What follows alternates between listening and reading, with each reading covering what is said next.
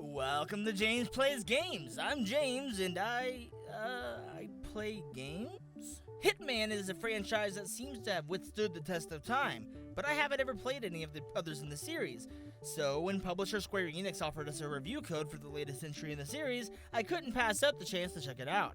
Developed by IO Interactive, Hitman ventures into the realm of episodic gameplay. So while we did receive the season pass, only the first episode has been released so far, with the second coming in 2 weeks on April 26th.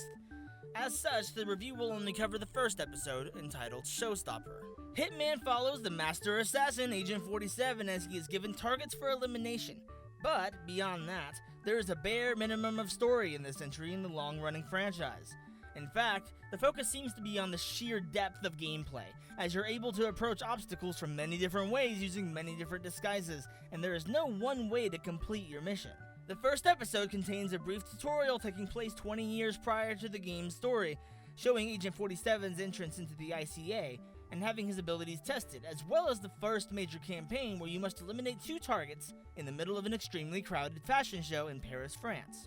As there is no correct way to complete your mission, you're able to experiment with different tools, weapons, and disguises, but if you're like me and this is the first Hitman game you've played, prepare to have more error than trial.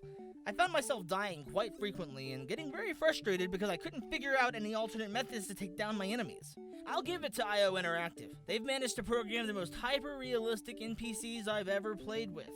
I suppose that I've been used to NPCs who tend to act irrationally, so when I started playing Hitman, I quickly realized that these NPCs are essentially real people. When you act suspicious in front of them, they will follow you and automatically assume the worst. While this could be interpreted as irrational, it helped to encourage me to crank my subtle meter up to 11 so I wouldn't arouse suspicion.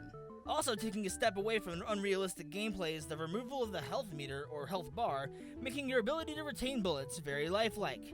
This may be the most frustrating thing of all simply because it requires you to be 100% stealthy with a very, very little margin of error. Overall, I was very impressed with Hitman, and I'm excited to see where the story goes in future installments, as well as what unique challenges they'll come up with next. It's very difficult, and I would recommend anyone new to the series absorb the tutorials like a sponge, because I was stuck on the Paris campaign for several hours just because of the sheer insanity of the mission. Because of the scale of this title, and even though it's episodic, I'm going to say that it's definitely worth the $60 price tag on PlayStation 4, Xbox One, and PC. Thanks for watching James Plays Games. Did you agree with my review of Hitman? Let me know in the comments, and while you're at it, tell me if there's a game that I haven't covered yet that I definitely should. James Plays Games is part of the Pixelation Network. If you'd like to see more news, reviews, previews, and videos like this, check out www.pixelation.com. See you next time.